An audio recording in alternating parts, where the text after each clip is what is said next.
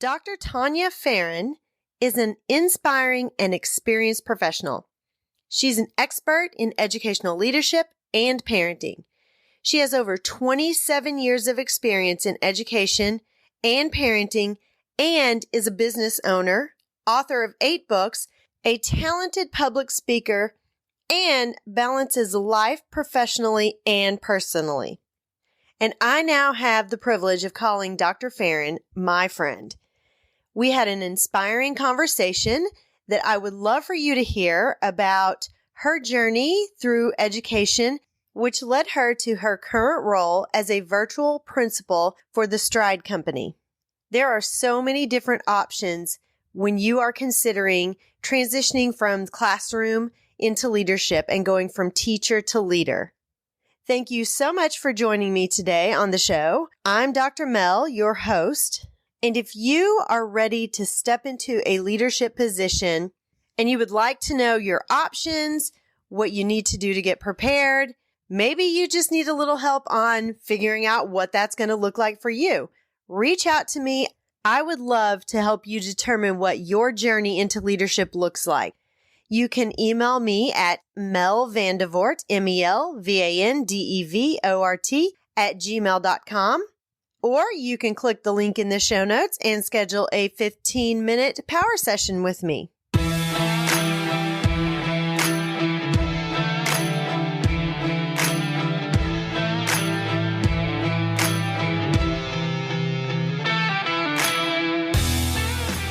Hi, friend. Are you ready to move into a leadership position?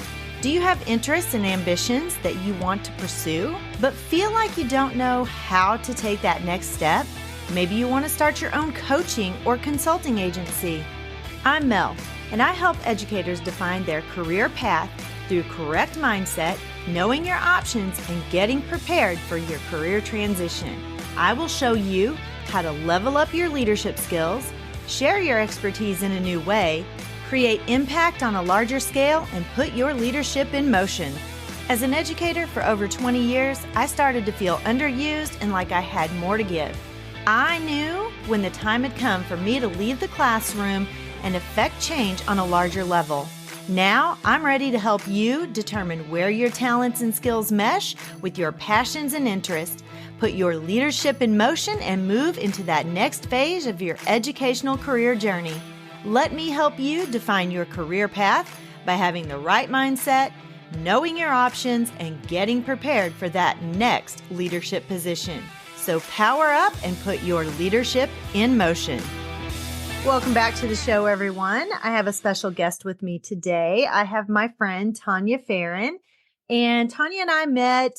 Actually, Tania reached out to me through LinkedIn and connected with me for a summit that she was hosting. And I became part of that summit. And we kind of just really meshed really well and became friends. And I knew immediately that she needed to be on my show because she has a really great story with her career in education. And so welcome to the show, Tania. Thank you so much for having me. I'm excited to be here. This is a lot of fun.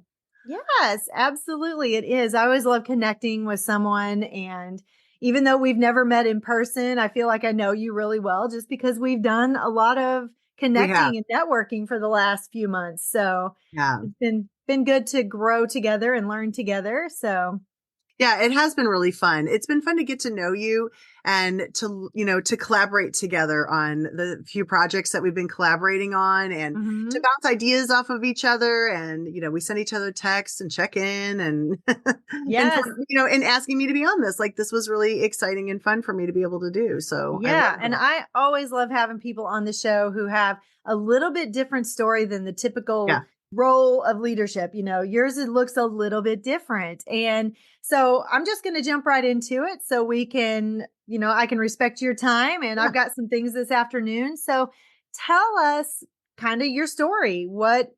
How did you get started in education? How did you move into leadership? What does that look like for you now? Absolutely. Absolutely. So I started in education a long time ago. This is my 27th year in education. But it has flown by. Let me just tell you that. I started out as a 5th grade teacher. I live in Missouri, and I was fortunate enough to get a position in one of the schools that I student taught in. And so had a really great supportive team there. They were really encouraging and uplifting, which was really nice for me. Great leadership myself there that I had. And I stayed in that position of being a fifth grade teacher for 14 years. But in the meantime, while I was doing that, my principal saw some leadership skills in me, and she was great in asking me to step up to do some leadership responsibilities. So that's like tip number one, right? If your leader comes to you and asks you or notices and sees leadership qualities in you, you should take advantage of that opportunity for them to help support you in that path.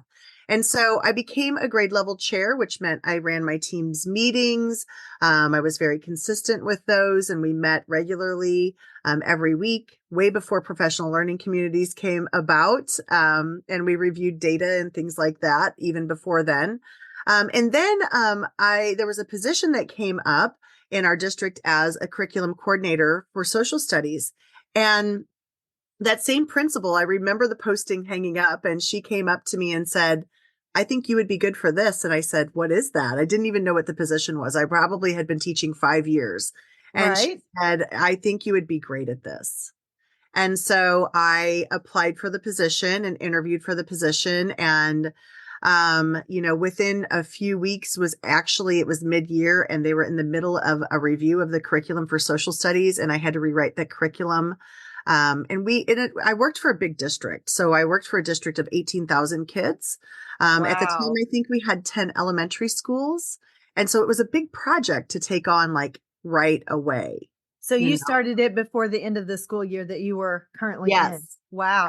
So did you leave the classroom? You left the classroom at that time. So you were doing both jobs. Doing both jobs. So in that course of 14 years, I guess it was probably 4 years that I took that leadership role, and then I took that curriculum coordinator job. And during that time, coordinators were not full time. And so I did the job of 2 within the day, actually 3, because I was still team lead. So you probably just received a stipend at that point. Just received a stipend. Yep. Yes, for those duties. And then honestly, I started going back in the midst of this time frame, going back to school to get my master's. And I didn't know what to get my master's in. And I didn't want to go curriculum and instruction because I already was so engrossed in curriculum and instruction that I was like already learning all of those things. That was my mindset anyway. I'm sure I would have learned something. And then I didn't want to go counseling. And I feel like those were like the only categories. Now there's other categories that you can go into for your master's in education. There's behavior specialists and there's math specialists and all these other things, but there weren't then. So I went into administration. I thought, what the heck, I'll learn something new. I had no desire to be a principal, none at all. But as I was doing these other leadership positions, when I took my leadership courses, started seeing the other side of the coin, right?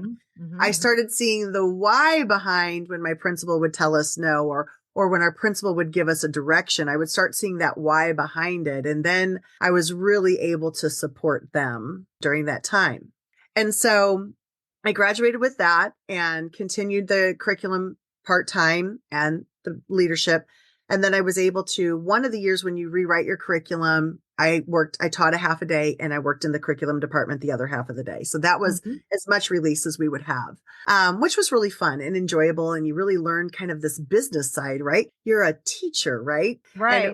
Did you ever like take your kids to the doctor during the day or go on a doctor visit and you're like, what are all these people doing on the roads? Don't they go to work and have to stay there like we do? Isn't that funny? I know. You're like, the people leave because, educators never get to leave. We don't go out to lunch. Exactly. So were you still teaching 5th grade at this time, or had you moved? I was. I'd only taught 5th grade my whole career. That is it. Okay. So they would have someone come in the afternoon? They hired a full-time teacher that year, or like she was a half-time teacher, but she worked the whole year.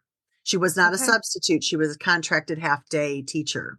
And so they did that for many years. And then as I was transitioning out to become an administrator, they started making these curriculum positions full-time. And I was on this fence, right? And honestly, teaching 14 years, I was on the fence of what I needed to do, but I also was at a pay point. Okay.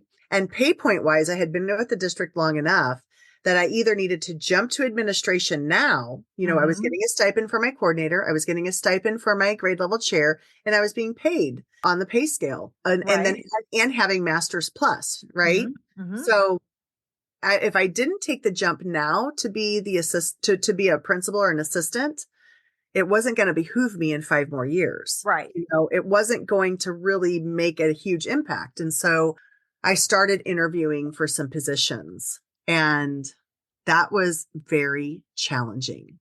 It was really, really hard. I'm just going to be serious. It was hard. Yeah, I interviewed in 14 years. I was interviewed at my district in a panel. I never really applied to other districts. I really liked the district that I was in and wanted to be there. I had a lot of friends. I had a lot of coworkers that were encouraging me to take these positions. They saw the leadership possibilities in me. And so that was really nice. There were 5 years of interviews. That's a long time. Wow. A long time. Yeah. And it was really hard. Our district was growing leaps and bounds. Elementary schools did not always have assistant principals at the time. Okay. So there weren't a lot of openings that were happening, and there weren't assistant opportunities everywhere. And I remember, my principal, who's a dear friend of mine still, she kept encouraging me to continue. And I was like, okay. And, administration positions only come up right in the spring. Right. So it's really tough. So the first one, I've had 2 principals over me. The first one, when I applied for the principalship and I didn't get it, I was pretty disheartened. Right. And that former principal said to me, they're watching you. They're watching your reaction. How are you taking this news? Keep your chin up. Hang in there. Okay. She was retired. And then the next principal said to me, listen, they have 2 piles. They have a pile that we want you to come back, and they have the pile that's definitely not. We're in the good pile. Okay. Okay. So that continued that conversation. And I remember probably on my 4th refusal going into my principal's office and saying, I just don't know if this is for me. Like, I don't know that I can do this again. Like, this is really disheartening. And she said, hang in there. And then, I got a call from someone saying, hang in there, like, just hold on. Cause, sometimes, and I had a friend telling me, this is a chess game. Remember this. They know who's going out in 2 or 3 years. They know where they need to fill now. They know where they want to put you. Just hang on. It's a chess game. And it's really hard to see. Now, being a leader, I understand that. Right. I see those pieces already. Yeah. So I was fortunate. I did receive a position as an assistant in one building that was really big. It had 900 kids. It was set up in pods, which was a really unique school. It was one of the only buildings that had an assistant. And then I was her assistant for 1 year. And then I had my own building after that as elementary. So I stayed in elementary for a long time, for 20 something years. And then I realized that something's not right here for these kids. Like the behaviors and the kids that I was seeing, I was always drawn to kids with behaviors. I was always drawn to helping kids. And if I saw a kid when I was teaching, if I saw a student in the office in 2nd grade, I knew I was going to have him in 5th grade. So I started building that relationship with that kid in 2nd grade. I knew I was going to have him. So now I have a school that has one of those children in every classroom, right? That I'm having to go to. And I'm thinking something is not right here. These kids can't sustain this day. So I started researching other opportunities as a leader. And so I found a virtual option. So I currently work for a company called Stride. And it is a virtual school. They're not in every state yet, but they're in a lot of the states. I think they're in 38 states or something like that. I'm in Missouri. And we have 2 schools in the state of Missouri. I started out as the virtual high school principal, which is interesting. Had curriculum experience with high school, but not necessarily that leadership experience. But what I found very quickly that the parents and the kids all need the same things at the high school level as they do the elementary. They need care, love, guidance, support. So I did that for 3 years. And then this year we had to shuffle some administration around, and my supervisor had come to me and said, I think I want to move you to middle school. Cause at one point in time I was supervising with another. So there were two principals. One was supervising K-8 and I was supervising, well, she was supervising K-7. I was supervising 8-12. And we shared that middle school. And so then we added a new person, and he said, I'd like to put you with middle school. And I was like, great, a new experience again. And I had already worked with those teachers and those kids. Right. So I did that. And so I've been doing that for the last 4 years. And a lot of people want to know, how are you a principal in a virtual school? Like, how is there even virtual school? Yeah. Tell us what that looks like. Right. So it's a great option for people. So our students, and every state probably sets it up a little bit different. We follow the laws of our state and the requirements of our state. We use this Missouri State Learning Standards. We follow all of that, the requirements of our state.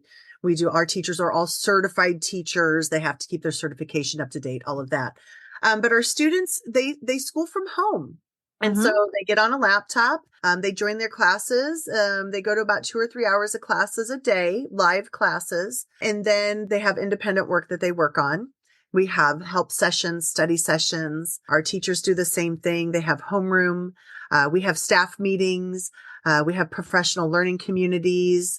We have lead teachers. We do observations of our teachers and evaluations. I hop into their classrooms. So Stride is not a pandemic startup company either. A lot of people think, when they think virtual learning, they think the pandemic learning. Yes. Which was crazy, right? None of us knew what we were doing then. Correct. Exactly. I mean, we weren't prepared. No one, I don't know what we did. But Stride has been in business for over 20 years. And so they've been doing virtual learning. From my understanding is people that I've met in the company that have been there from the beginning, from actually mailing assignments back and forth with kids, calling parents on the phone, talking to kids on the phone. Then it went to emailing assignments and things. And now they have their own platforms, their own learning platforms, their own learning systems, their curriculum writers, and they make sure that their curriculum is aligned to our state, and then our teachers go in and do that work as well. So they write their own curriculum for every state, for every subject. Well, they do. They align it to that. Right. But they create their own curriculum. So they have their own curriculum. Okay. They have their own curriculum writers. Now they may use products from other book companies, textbook companies. A lot of our curriculum is online. So the kids go to their computers to access those different items. Okay. The kids have to learn how to use Microsoft, but it's a very engaging platform for the kids. We always say it's like Zoom on steroids, because there's lots of features on there for the kids to get on the whiteboard, to interact. There's polls. Right. All sorts of ways for kids to interact. They can get on the mic. They can chat. We can put them in all sorts of breakout rooms. And they're doing a new platform called, the platform we're on now, it's called Neuro. And we're getting a new platform coming down the road. I haven't seen it yet, but I heard it's even better. So yeah, it's really cool to work for that company. So there's lots of positions in that company, which is one of the things, right? So we have principals. There's lots of positions even within it. We have counselors, we have principals, we have special education, we have special education coordinators. So that's a leadership position. We're getting some assistant principals in some of the grades that have high. I think kindergarten or elementary will be getting one, and high school will. Our numbers are still staying about 750 right now in the middle school. But it is really an incredible platform and really great for a lot of kids that can't sustain a full school day, don't want to sustain a full school day. Especially when I was in high school, the students there, a lot of them had to work to help support their family, or they had to take care of siblings in the home in high school. And so it allows them that flexibility. They attend those few live classes, and then they can do that. Plus all of our classes are recorded. So if they miss the class, for appointments, they can come back and watch them right away. They don't even have to dig for them. They go back to their schedule, click that class. It is just amazing. Wonderful. So it's actually a good fit for somebody who is in the classroom still yet, hasn't gotten ready to transition into a leadership position, but would like to do something different. Oh, yeah. There might be an option for teaching on that platform through Stride. So absolutely. Yeah. Oh my gosh. We have hired so many teachers. I mean, when I started, It was myself, who's the head of school, myself, and another principal, and we had 30 teachers between us. And now we have 120 in 4 years. I mean, we have grown Wow. so much in Missouri. I think our school, the two schools combined, I think have 3,000 kids, over 3,000 kids, where we had 220 in the high school when I started. So it has really, really upticked, and kids love it, and our staff loves it. Teachers stay. We're keeping teachers there, they're loving that. They're loving the interaction with the kids. They have a lot more, they're working from home. Right. They Yes. only have to travel. We do some outings, we do in-person outings and things like that. So they only have to travel a little bit. So it's really nice, really, really nice. So Wonderful. yeah. So you're also an author and own your own business. Tell us just a little bit about that. We've just got a few more minutes left, but kind of throw that in, kind of give us a little bit of information about that. Absolutely. So in 2020, I started my own company called Creative Living Ideas. And, one of the things when you and I talked, I said, my leadership skills really were what helped me hone into creating this business. Being a leader, I learned how to work on a budget, right? I had to work with timelines. Having my PhD had me learn how to critically analyze something and, write a very large published document, and go through a rigorous pattern with that. So I started writing some books. I have one here. So this is I know this is kind of hard. This is Raising the Well-Adjusted Child, a Parent's Manual. This is my parenting book. Okay. So I have this one that I've written. And then I have a bunch of wellness books that I've written. Wonderful. So yeah, some wellness books. I have 5 wellness books that I've created with my company. I have a team that works with me. I have an editor on my staff, and a graphic designer, an accountant person, and another person who does a lot of my promotional pieces. So they're really important to have for me. We've branched out into doing professional development. So I have online professional development. I have been producing virtual summits, which you're going to present at. So March 22nd and 23rd, we have the virtual wellness summit, where we have 22 presenters, and we have over 25 presentations over 2 days. So we're talking about different topics of wellness, which is really, the title of my company is Creative Living Ideas, because, all of the things that I encompass in the company are the things that I use to help me live my life very creatively, right? I'm a parent, so I talk about parenting. I'm an author, so I talk about book writing and blogging. I love to write. I believe in self-care and self-wellness and how important it is. And so I've created resources for people to be able to help improve that, not only in the resource book, but also in presenters who are talking about different things. Like you're talking about leadership. We have presenters talking about meditation. We have yoga sessions going on, parenting sessions, so many. Now, make me clear on this. This is not just a one-time thing during the year, correct? I think you're wanting to do it quarterly. Absolutely. Was that my understanding? So I already have most of the year planned out. So we just hosted a parenting summit last Thursday, which was awesome. I have 4 presenters with me. They're all virtual. All these events are virtual. And it was $25 for parents to come. I'm having another one, exact same model, same presenters, on April 1st. So it's called the Parenting Summit. You can go to my website, creativelivingideas.com, to look at all of these. Then March 22nd, 23rd, we've got the Wellness Summit. Then in October, I have the Professional Work-Life Balance Summit, which is different than the wellness, because we're talking about balancing our work and our life. And then I will have in the fall, probably a teacher summit as well. And then more parenting summits in the fall. Summer is kind of a tough time to grab people. We're all on vacation. We're in summer. So yeah. Exactly. Wonderful. Yeah, so wonderful. These events will continue going. And yeah, it's like I needed one more thing to do, but I love it. So Tania, tell us, if anybody wants to connect with you, how can they find you? Absolutely. You already mentioned your website. How else can they connect with you? So I'm really active on LinkedIn. Once you see my website, my profile picture, it's everywhere. That's the same profile picture, red shirt.